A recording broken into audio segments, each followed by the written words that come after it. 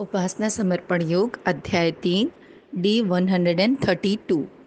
नया विषय था कि उपासना संबंधी जो भ्रांतियां हैं और उनका निवारण गुरुदेव कर रहे थे।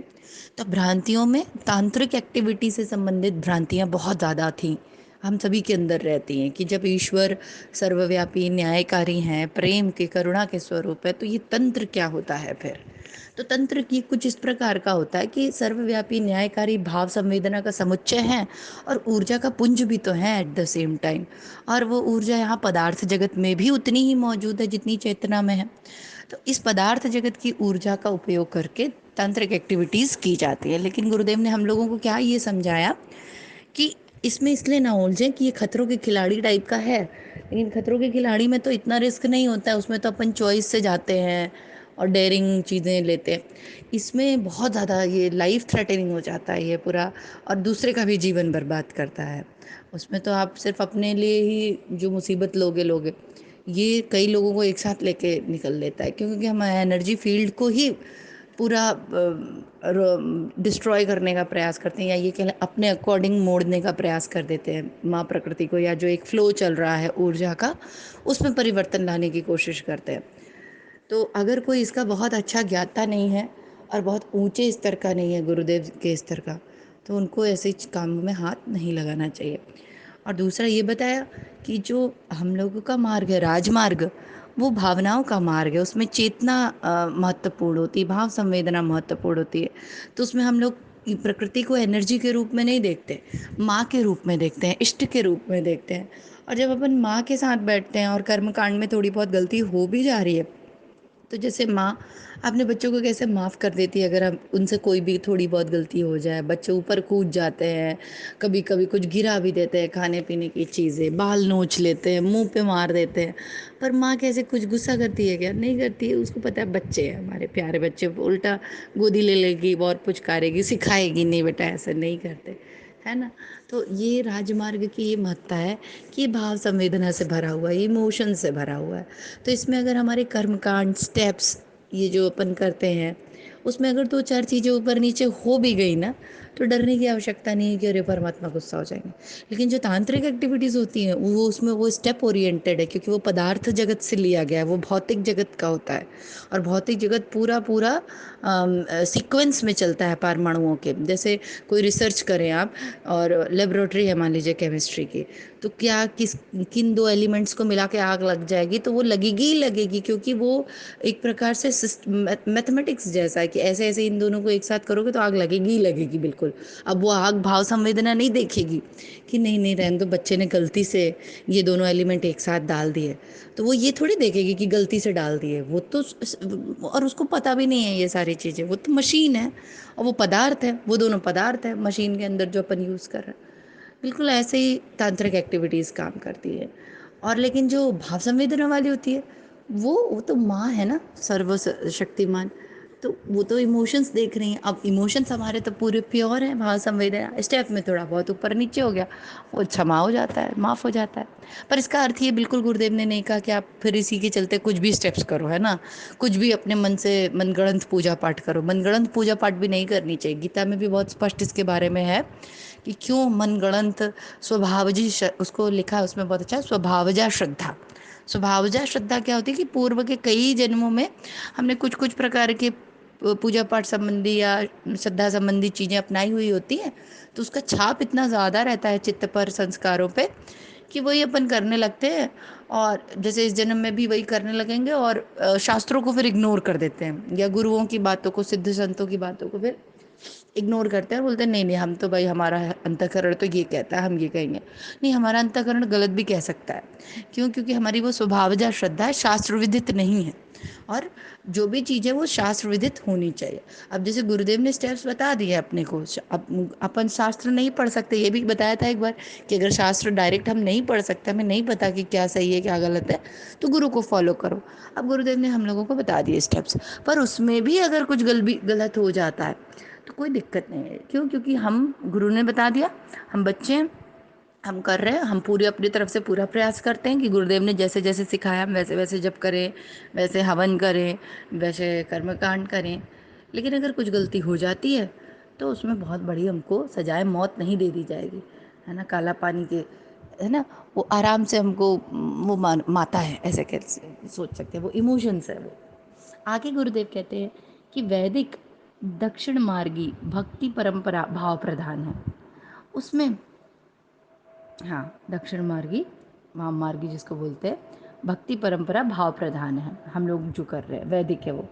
उसमें भी यूं क्रिया कृत्यों का व कर्म कांडों का आश्रय तो लिया जाता है, पर उतनी चिंता की आवश्यकता नहीं पड़ती जितनी कि तांत्रिक उपक्रमों में, वही जो अभी मैं बता रही थी। उनमें तनिक भी व्यतिरेक उत्पन्न होने पर प्राण संकट उपस्थित होने की स्थिति उत्पन्न होती है। और यहाँ वैदिकी और तांत्रिकी साधनाओं का अंतर है। तो वैदिकी और तांत्रिकी साधनाओं का अंतर सिर्फ उतना है कि जब तांत्रिक साधनाओं में कुछ एक्टिविटीज़ में या स्टेप्स में गलती होती है तो वहाँ तो जान जाने की संभावना है, मतलब क्यों, क्योंकि वो करंट है एकदम, समझ लो, और आपने गलत तार इधर उधर कुछ जोड़ा तो बॉम्ब ब्लास्ट तो होना है। लेकिन यहाँ वाम मार्ग की ये जो साधना है, दक्षिण मार्ग की ये जो हमारी भक्ति परंपरा वाली साधना है, ये ऐसी नहीं है, ये एकदम कूल है, रिलैक्स्ड है, लिबरल है, एकदम आराम से आप कर सकते हो इसको।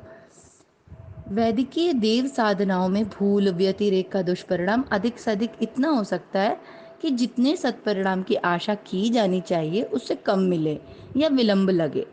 उलटकर हानि की तो किसी भी प्रकार की आशंका रह ही नहीं जाती है। हाँ, और ये जो अपन वैदिक भक्ति मार्ग अपनाते हैं ना, इसमें ये मान लो गुरु जी देव ने अपने को जो स्टेप्स बताए या जो जैसा बताया, मान लो उसमें हमसे गलतियां हो रही हैं, तो उसमें अगर, वैसे तो गुरुदेव कहते हैं कि कुछ नहीं होता अगर भाव बहुत ऊंची कोटि के हैं ना, वही पीछे देखिए अपन पढ़ रहे थे ना, दो चीज़ें होती हैं, श्रद्धा होती है, वो इम्पोर्टेंट होती है, और एक कर्म कांड होता है, दोनों मिला के।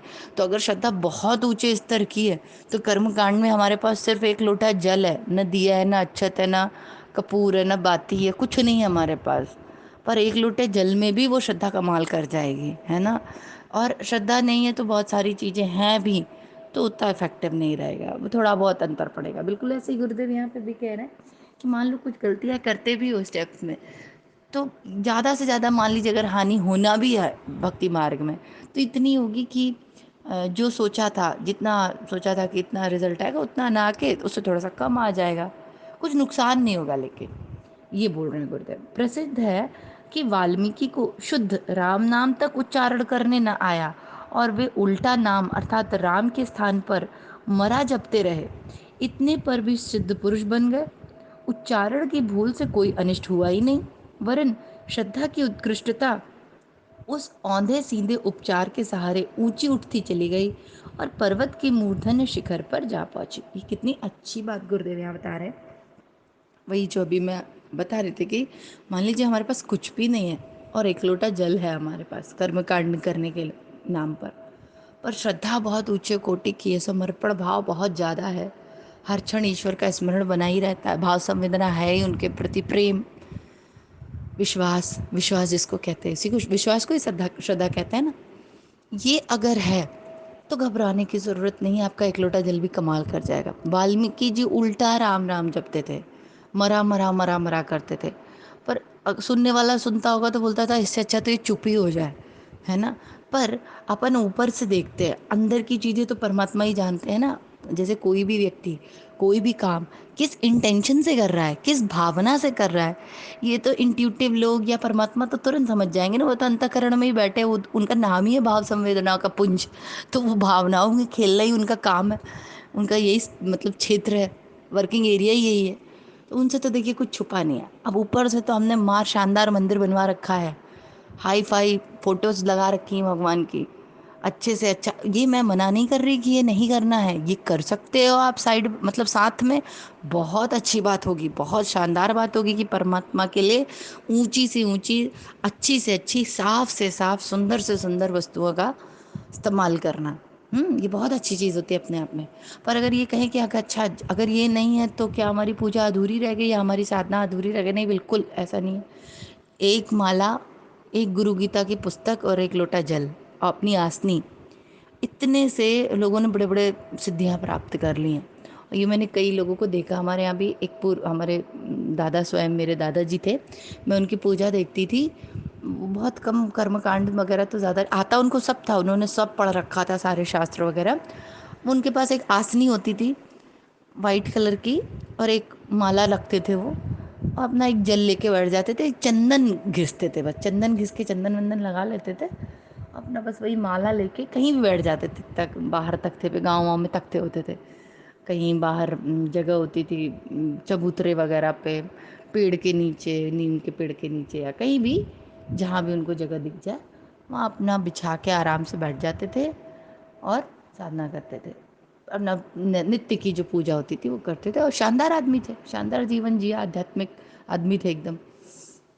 तो इससे ये पता चलता है कि कर्मकांड की महत्ता बिल्कुल कम मत समझिएगा इसको, क्योंकि ये सारी चीज़ें भ्रम भ्रांति को और बढ़ा न दें कहीं हमारी, कि अरे आज तो हम भी बस एक लोटा जल लेके बैठ जाएंगे। नहीं, आपके घर में मंदिर है भाई, देवी देवताओं को स्नान कराइए, भोग लगाइए, उसका अपना अलग महत्व, अच्छा चढ़ाइए, आरती करिए, घंटी बजाइए, वो उसका साइंस साइंस है, विज्ञान है, इसके पीछे साउंड का विज्ञान है, भाव संवेदना का विज्ञान है, स्टेप्स का विज्ञान है। तो यहाँ गुरुदेव यही बता रहे कि वाल्मीकि तो एकदम ऊंची कोटि के थे, रामायण लिखी थी उन्होंने पूरी। अब रामायण लिखने के लिए निश्चित ही स्वयं रामचंद्र जी उतरे होंगे जहन में, अंतःकरण में, और रामचंद्र जी उतरे हैं, इसका अर्थ ही यही है कि उनकी साधना और उनकी उपासना बहुत ऊंचे स्तर की थी, और उल्टा नाम जपते थे। तो ये बोला कि उच्चारण की भूल से उनका कुछ भी अनिष्ट नहीं हुआ। अशिक्षित एवं अनगढ़ भक्तजनों की ऐसी विशालकाय सेना है जो निर्धारित उपचारों के संबंध में अपरिचित एवं अनभ्यस्त है। अपनी अनगढ़ स्थिति में भी वे उच्च स्तरीय उपलब्धियों को हस्तगत करने में सफल रहे। ऐसे भक्तजनों में शबरी, कुब्जा जैसी अनगढ़ नारियां और कबीर, रैदास, नामदेव जैसे स्वल्प शिक्षितों की लंबी सूची प्रस्तुत की जा सकती है, जो विधि विधान की प्रवीणता से नहीं वरन श्रद्धा भाव के सहारे चरम लक्ष्य तक पहुंचने में समर्थ हुए। गुरुदेव बताते बहुत से भक्त ऐसे थे जो अनपढ़ थे, कुछ भी नहीं जानते थे बेचारे। सबरी ले लो, कबीरदास जी तो सॉलिड आदमी थे, मतलब उनका आप पढ़ेंगे ना, एकदम पावरफुल, पावरफुल रहता था उनका, उनकी बातें देखिएगा, उनके दोहे वगैरह सुनिएगा, एकदम साधारण अपना सूत कात रहे हैं, बना रहे हैं कुछ, चमड़ा का काम कर रहे हैं, बस वो बनाते बनाते दैनिक जीवन की चीज़ें, उसको देखते देखते वो उसमें परमात्मा देख लेते थे। सोच लीजिए, दैनिक जीवन के कार्य, सूप में परमात्मा दिख रहा है उनको, घर में परमात्मा दिख रहा है, वो सूत कात रहे हैं, कुछ बना रहे, चारपाई बना रहे, उसमें वो परमात्मा का दो चार वो उनके आ जाते थे दोहे। ये होती है श्रद्धा भक्ति कि अपने को कोई स्पेशल कर्म कांड या स्पेशल मंत्र की भी आवश्यकता नहीं है, इस कदर डूबे हुए हैं उस तत्परम चीज में, उस राम में, कि वो हर कण कण में नजर आ रहा है, और कड़कड़ में वो निकल निकल के बता रहे हैं एग्जाम्पल के माध्यम से। तो गुरुदेव यही कह रहे हैं कि शबरी, कुब्जा, कबीर, रैदास ये सब अनपढ़ गरीब लोग थे। नामदेव कुछ नहीं जानते थे, साधना क्या होती है, उपासना क्या होती है, पर श्रद्धा रही होगी पूर्व की, अच्छी श्रद्धा रही होगी, किसी जन्म की भावनाएं रही होंगी जो इतनी प्रगाढ़ हो गई, तो ये अपनी श्रद्धा के सहारे ही इस कदर समर्थ हो पाए थे कि वहाँ पे पहुँचे थे। तो इसी भाव के साथ आज का अभी यहाँ पे समाप्त करते हैं। आज हमने क्या समझा मूल रूप से, कि अब देखिए इसमें नई भ्रांति बिल्कुल भी मन में ना बिठाएं कोई भी, कि अभी आज से ही अपन जो कर्मकांड करते थे सब छोड़ दें, नहीं।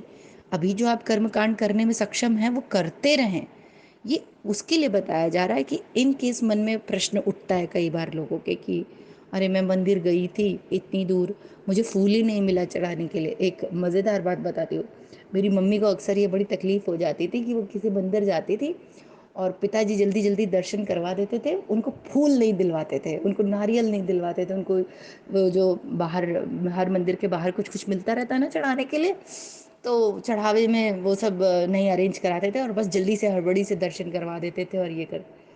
तो मैंने नोटिस किया कि नहीं, पिताजी का ये इंटेंशन नहीं रहता था कि फूल, उनका उधर ध्यान नहीं रहता था फूल में और इसमें और उसमें, उनका रहता था कि हम मंदिर में जाएंगे, अपन दर्शन करेंगे, वहाँ बैठेंगे मौन होके थोड़ी देर, हाथ जोड़ेंगे 10 मिनट 15 मिनट, हाँ फूल मिल गया तो चढ़ा देंगे, जल मिल गया तो चढ़ा देंगे, पर उसके लिए ज़बरदस्ती चिक चिक नहीं करेंगे, क्योंकि ये इंटेंशन है कि मंदिर में जाके परमात्मा की ऊर्जा को उनसे मिलना, उनसे बातें करना है हृदय से।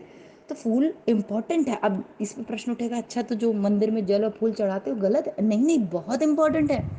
ऑफरिंग्स तो लेके जाना ही चाहिए, किसी के घर अपन मिलने जाते हैं तो खाली हाथ थोड़ी जाते हैं, बिल्कुल लेके जाना चाहिए।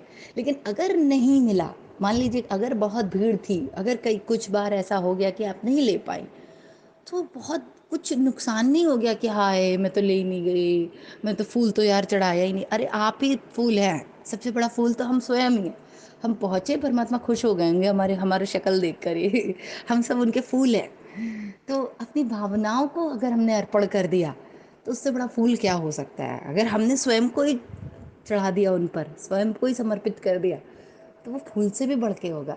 तो इसलिए वो बोलते हैं कि फूल भी इम्पोर्टेंट था, दूध भी इम्पोर्टेंट था, वो अक्षत भी इम्पोर्टेंट था, चंदन भी इम्पोर्टेंट था। लेकिन जब स्वयं को ही अर्पण कर दिया, तो वो तो उस सबसे ऊंची कोटि की चीज़ हो गई। तो ये भ्रांति में ना रहे, सब महत्वपूर्ण है, पर भावना सबसे ऊपर है। श्रद्धा और विश्वास और भावना, यही गुरुदेव यहाँ समझाने का प्रयास कर रहे हैं। जय गुरुदेव, सभी को प्रणाम। हमारे YouTube चैनल को सब्सक्राइब करें और बेल आइकन को दबाकर ऑल पर क्लिक करें ताकि नोटिफिकेशंस आपको मिलती रहें।